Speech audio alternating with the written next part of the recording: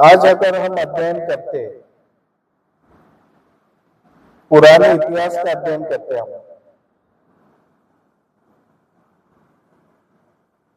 तो सिद्धार्थ गौतम बुद्ध ने जब परिवार छोड़ा, एक परिवार छोड़ा, अपना खुद का परिवार छोड़ा, लेकिन यशोधरा ने परिवार संभाला। यशोधरा ने स्वयं बोला जाते समय, बोला कि नहीं बोला, कि आप सबको छोड़ के जा रहे हो, लेकिन मैं परिवार संभालूंगी। तुम्हारे बूढ़े माँ बाप है, उनकी सेवा करूंगी मैं। छोटा बच्चा राहुल है, उसका मैं ख्याल रखूंगी, पालन पोषण करूंगी। अगर उसका सपोर्ट था, उसका पूरा सपोर्ट था कि तुम जा रहे हो, लेकिन तुम्हारा परिवार मैं चलाऊंगी। ये किसने बोला? यशोधरा ने बोला। किसको? सिद्धार्थ को बोला। तुम साहस का काम करो, तुम ऐसे मार्ग का आविष्कार करो, ऐसे मार्ग का पता लगाओ कि जो सबके कल्याण के लिए, सबके हित के लिए, सब के लिए ऐसे मार्ग का तुम आविष्कार करो। ये पूरी तरह से यशोधरा ने सिद्धार्थ को माइंड फ्री कर दिया था। तुम कॉन्सेंट्रेशन करो, कुछ भी करो, मेरे तरफ से किसी बड़ा प्रकार की तकलीफ आपको नहीं रहेगी। इसलिए सिद्धार्थ ने पूरे एक ज्ञान प्राप्त करके एक नए धम्म का, नए विचार का आविष्कार किया।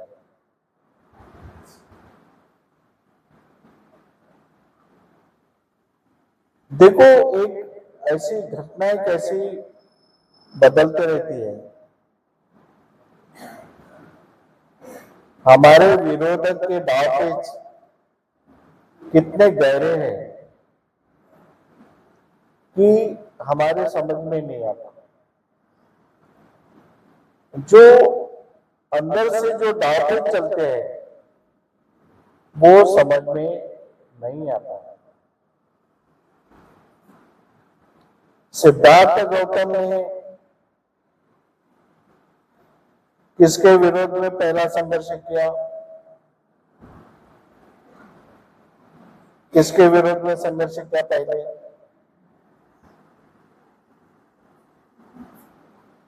सिद्धार्थ गौतम ने पहला जो संघर्ष हुआ उसका, जो अलौकिक चमत्कारिक शक्तियां है, जो कर्मकांड के माध्यम से शक्ति को प्रसन्न किया जाता है, उस शक्तियों को प्रसन्न करने के बाद में लोगों को सुख और कल्याण प्राप्त होता है। ये जो मानसिकता है, ये जो पुरोहितवाद की एक मानसिकता बनाई जाती है पुरोहितवाद के भाव से, कि हमें यज्ञ करना पड़ेगा, और यज्ञ करना है तो ऐसा यज्ञ नहीं होगा, यज्ञ में पशुओं की बलि दी जाएगी, खून डाला जाएगा अग्नि में, खून ऊपर जाएगा, इंद्र ऊपर बैठा है, वो प्रसन्न होगा, वो प्रसन्न होगा तो राज्य में जो भी जनता है खुशहाली रहेंगी, जनता में सुख समाधान रहेगा। इस तरह की मानसिकता थी एक पुरोहितवादी मानसिकता। इससे शोषण किसका होता था? लोगों का शोषण हो रहा। शोषण कौन करता था? पुरोहित करता था। और किसके आधार पे करता था? कि एक शक्ति है ऊपर, अद्भुत शक्ति है, विशेष शक्ति है, दैवी शक्ति है, ईश्वर है, सब ऊपर है। अब ये जो हम अग्नि जलाएंगे, उसमें बड़ी बड़ी लकड़ियां डालेंगे, अग्नि का जो धुआं ऊपर जाएगा, तो वो ऊपर कहां तक जाएगा? स्वर्ग तक जाएगा, जहां पे ईश्वर रहते हैं वहां तक जाएगा। तो ईश्वर को सिर्फ धुआं नहीं जाना चाहिए, तो जो बलि देते हैं उसका खून उसमें डालते हैं, तो बलि देने से ईश्वर प्रसन्न होगा, सिर्फ धुएं से नहीं होगा। जो खून जाएगा, खून का जो धुआं होगा, फिर ईश्वर को पता चलेगा कि ये बलि का धुआं है, इसमें बलि दी गई है, पशुओं को काटा गया है, खून डाला गया है, फिर वो प्रसन्न होगा और फिर समाज का कल्याण होगा। इस तरह की जो अवधारणा थी, इस तरह का जो विचार था, जिससे शोषण किसका होता था? लोगों का। कैसे शोषण होता था? क्योंकि उस समय जो समाज था वो कृषि प्रधान समाज था, पशुपाल अवस्था थी, पशु को पालते थे, सैकड़ों पशु रहते थे उनके पास। पशु को पालने के लिए जंगल लेके जाते थे, फिर जंगल से लाते थे, फिर पशु के भरोसे, उस समय कोई लोहे के युग नहीं था, यानी पशु के भरोसे खेती चलती थी। तो उनका जो उपजीविका का साधन है, जीवन जीने का सोच था, वही खत्म किया जाता था। देखो कितनी बड़ी साजिश है।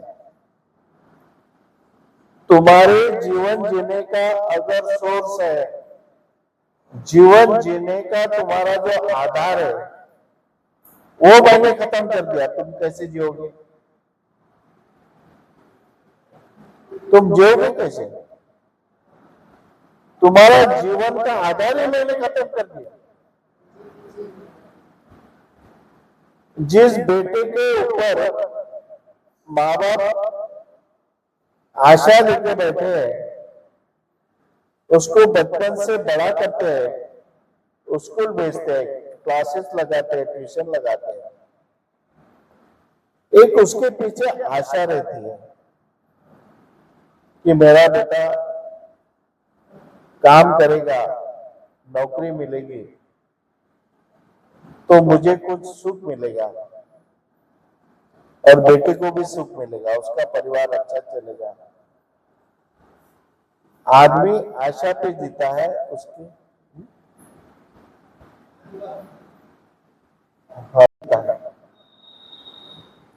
अगर उसकी आशाएं खत्म कर दी हमने, उसका मुख्य आधार ही खत्म किए कि नहीं, बच्चों को हम नौकरी नहीं देते, नौकरी खत्म,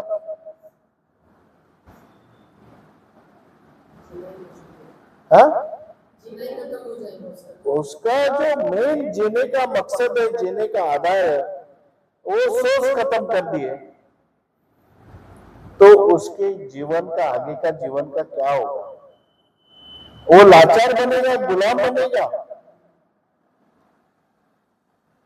वो दर दर भटकेगा, तुम्हारे घर में आएगा, मुझे आज खाना नहीं, खाना दो, मैं तुम जो भी बोलेंगे, होटल के जो भी धोना है, ये करना है, बॉम्बे में जाएंगे एक दिन, खाना नहीं तो होटल में ये करो, काम करो, तब खाना मिलेगा। ये सब बातें, तो जो उस समय में उन्होंने जो पॉलिसी बनाई पुरोहितवाद में, वो पॉलिसी बनाई थी कि लोगों का सोच खत्म किया था, जीवन जीने का आधार खत्म किया था। तो ये बात लोगों के समझ में नहीं आई थी। ये बात किसके समझ में आई? बुद्ध के समझ में आई। बुद्ध के समझ में आई कि लोगों का शोषण हो रहा है और शोषण का कारण क्या है, किस वजह से शोषण हो रहा है, लोग तड़प रहे हैं, पीड़ा सहन कर रहे हैं, तो उसका कारण ये है कि पुरोहितवाद से उनका शोषण हो रहा है। तो उन्होंने जन जागृति की, जनता तक गए हो, एक संघ निर्माण किया, भिक्षु संघ निर्माण किया, उसको प्रशिक्षित किया, प्रशिक्षण दिया, उसको प्रशिक्षण दिया, प्रशिक्षित किया, और प्रशिक्षण देने के बाद में उसको बताया कि चरत भिक्खवे चारिकम बहुजन हिताय बहुजन सुखाय लोकानो कंपाय अत्ताय हिताय देव मनुष्य। भिक्षु लोग तुम जाओ, किसके लिए जाओ? भोजन के लिए मत जाओ, लोगों को जागरूक करने के लिए जाओ।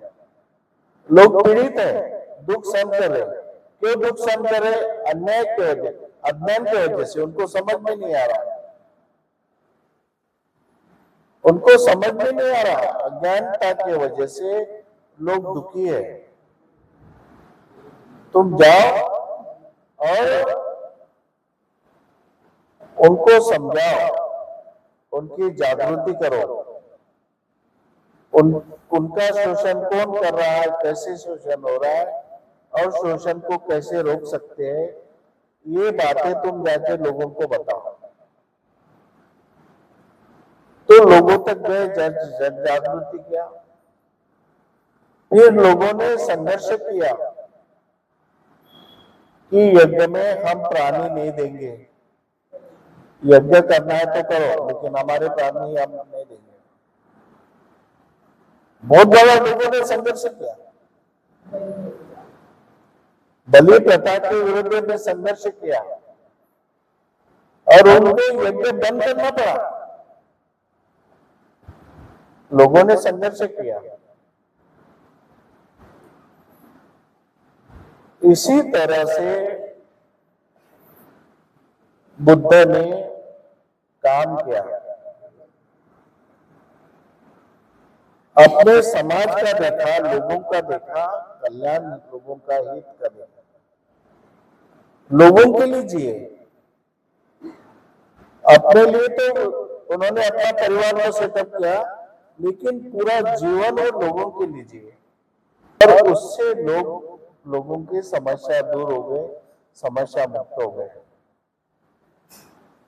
इसलिए हमें जो परिवार है, परिवार को ऐसा बनाना है कि परिवार की क्या जरूरत है, क्या समस्याएं है। आज जो परिस्थिति बन रही है वो इसी तरह से परिस्थिति बनाई जा रही है कि कल चल के तुम्हारे बच्चों को अच्छे काम नहीं मिलेंगे। आज जो आराम के काम है ना, वो आराम के काम नहीं मिलेंगे। तो भंगी जाति में पैदा हुआ, तुझे वही भंगी काम करना पड़ेगा। काम तो मिलेगा, लेकिन कौन सा काम मिलेगा? तो भंगी जाति में पैदा हुआ, भंगी का काम कर। तेरा बाप भी वही करता था, अब तेरा बेटा भी वही करेगा। तो चमार के घर में पैदा हुआ, तेरा पिताजी भी जूता सिलाता था, तू भी जूता सिला। उस समय तेरा पिताजी कम पढ़ा लिखा था, अभी तो पढ़ लिखने के बाद में भी वही काम कर, जूता सिलाने का। इस तरह से फिर से वही स्थिति, वही परिस्थिति निर्माण करने की कोशिश बड़े पैमाने की जा रही है। तो हमें बहुत सतर्क रहना है। आगे हमारे बच्चे पे क्या परिस्थिति बीतेंगी बता नहीं सकते, क्योंकि हमारा जो शत्रु है वो शत्रु इतना शातिर है, इतना ताकतवर है, इतना बलवान है हम एक चिट्ठी जैसे भी नहीं उनके सामने, एक चिट्ठी नहीं। जैसे एक चिट्ठी टेबल पे है तो एक उंगली से मसल के बाहर डालते हैं, पता नहीं लगता चिट्ठी कब मरी है क्या। ऐसे कई लोगों को उन्होंने खत्म किए जिसका पता ही नहीं लगा। कई लोगों को निपटा लिया लेकिन पता ही नहीं चला कि किसने मारा, कैसे मारा, पता ही नहीं चल रहा। इतनी बड़ी ताकत आज अपने विरोध में काम कर रही है। ये साधारण नहीं है, ये बात साधारण नहीं है। और हम लोग अज्ञान के वजह से हमें ये सारी बातें समझ में नहीं आ रही। पूरे श्रीलंका में बुद्ध को देव मानते हैं, ईश्वर जैसी पूजा करते हैं। जो लोग जाके आए होंगे, जो भी थाईलैंड में गए अभी,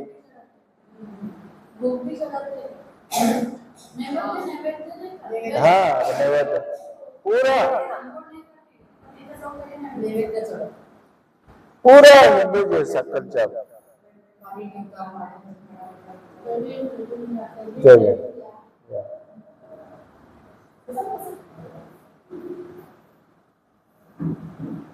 तो पूरा जो कल्चर है, पूरा कल्चर यहाँ का जो हिंदू का कल्चर है उससे भी अंधश्रद्धा में कल्चर बाहर देशों में है। और बुद्ध ने पहला संघर्ष किसके विरुद्ध में किया?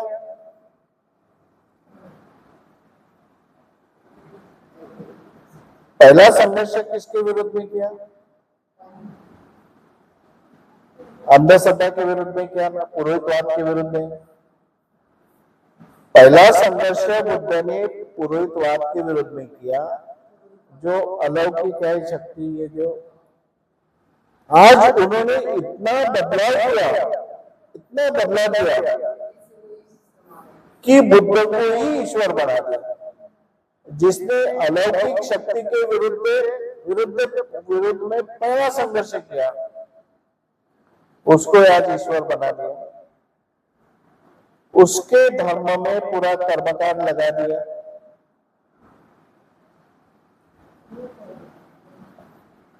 यानी देखो कितने होशियार लोग हैं।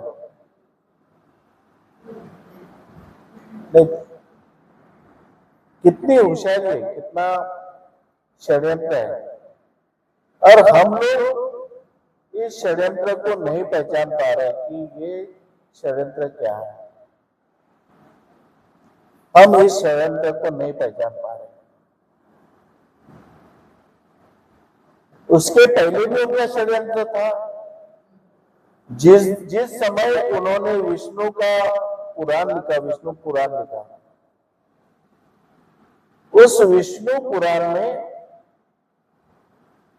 जिस दिन उन्होंने बुद्ध को विष्णु का अवतार पुराण में रख दिया और बुद्ध की पूजा अर्चना शुरू की, तब से बुद्ध धर्म पतन होने लगा भारत में। होने लगा कि नहीं? आज अभी उन्होंने 2024 को बुद्ध को विष्णु का अवतार बना करके वहां मूर्ति बना डाला। पहले उन्होंने बुद्ध को विष्णु का अवतार बनाया, विष्णु पुराण जब लिखा था तब बुद्ध धर्म नष्ट हुआ, हम अछूत बन गए। आज भी उन्होंने बुद्ध को विष्णु का अवतार बनाया है, तो उसके पीछे क्या पॉलिसी होगी? फिर कितना बड़ा षड्यंत्र होगा, समझने की कोशिश करो। कितना बड़ा षड्यंत्र होगा। आगे 10 साल में वो क्या नहीं करेंगे। उन्होंने बुद्ध का पहले विष्णु का अवतार बना करके हमको अस्पृश्य बनाया। आज भी उन्होंने बुद्ध को विष्णु का अवतार बनाया, तो आगे चल के हमको क्या बनाएंगे वो? हमारी परिस्थिति कैसी रहेगी? हमारे लोग पूरे जाएंगे, उनके मंदिर, उनके बड़े बड़े मंदिर रहेंगे, लाखों रुपए के मंदिर रहेंगे, लंगर चलेगा, खाना मिलेगा, जो चाहिए वो मिलेगा। वहां पे बुद्ध की मूर्ति भी रहेंगी, विष्णु की मूर्ति भी रहेंगी, राम की मूर्ति रहेंगे, और वहां पे पन्ना चिवर लेके बैठेंगे, चिवर के बैठेंगे, और वहां पे शेड्यूल का सब लोग जाएंगे। तो हमको भी जाना पड़ेगा। हम अगर नहीं जाएंगे तो अकेले पड़ेंगे। अब तो बुद्ध को नहीं मानते क्या? मानते तो फिर वो मंदिर में क्यों नहीं जाते? वहां तो बुद्ध ही है, लेकिन वो कौन सा बुद्ध है उसको हमें समझने की आवश्यकता है। वो कौन सा बुद्ध है और बाबा साहब ने कौन सा बुद्ध दिया? बाबा साहब ने भी बुद्ध दिया और विष्णु का अवतार करके भी बुद्ध दिया। आज पूरे विश्व में कौन सा बुद्ध चल रहा है? जो बुद्ध विष्णु का अवतार है वो बुद्ध पूरे विश्व में चल रहा है। इसलिए बाबा साहब आम्बेडकर को वो विष्णु का अवतार वाला बुद्ध उसको पसंद नहीं था, इसलिए बाबा साहब ने बुद्ध दिया, लेकिन आम्बेडकर वाले बुद्ध दिया। और साथ में इसलिए बाबा प्रतिज्ञा दी कि तुम उसको विष्णु का अवतार मत मानो, क्योंकि आगे चल के बुद्ध को विष्णु का अवतार बनाया जाएगा। ये बाबा साहब आम्बेडकर को मालूम था।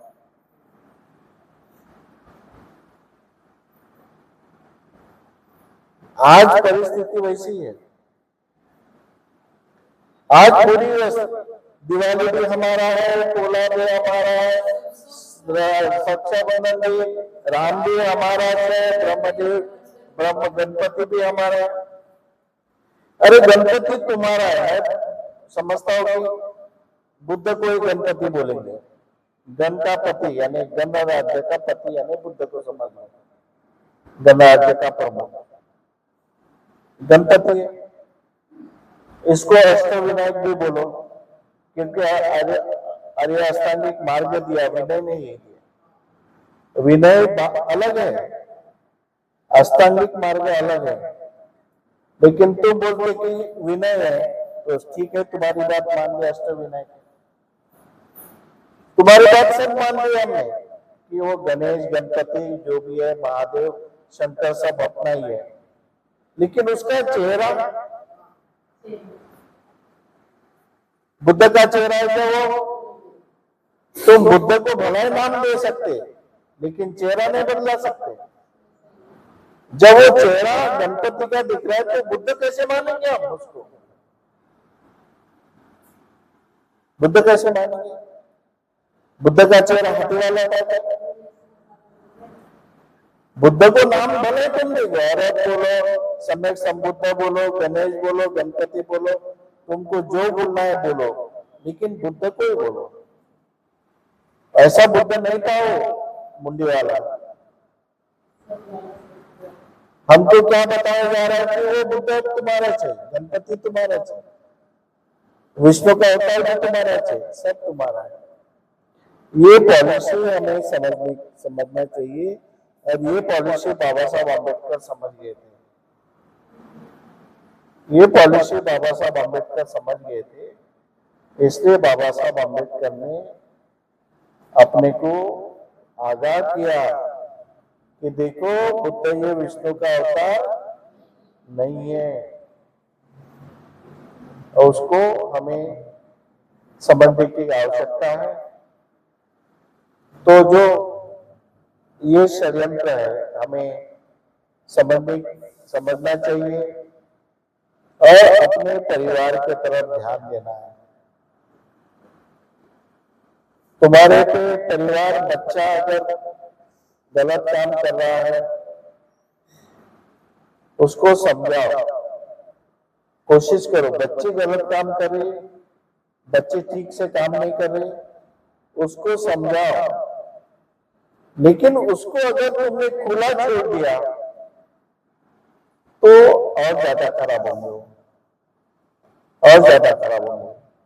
इसलिए हम परिवार को, जो परिवार की समस्या है, घर की समस्या है, उसको हमें समझने की आवश्यकता है। तुम्हारे परिवार को तुम ही दुरुस्त कर सकते, तुम्हारे घर को तुम्हें दुरुस्त कर सकते, क्योंकि बुद्ध धम्म में बताया कि उनके विचारधारा का केंद्र बिंदु मानव है, मनुष्य है। तुम्हारे हाथ में सब कुछ है, मनुष्य है तुम सब कुछ कर सकते हो। घर अच्छा भी बना सकते हो, घर को बिगाड़ दे सकते हैं, सब कुछ तुम कर सकते हैं, मनुष्य कर सकता है। इसलिए एक मनुष्य ने दूसरे मनुष्य को सुधारने की कोशिश करना चाहिए, उसको धम्म बताओ, धम्म का वातावरण घर में निर्माण करो, ये जिससे परिवार में समस्या निर्माण न हो।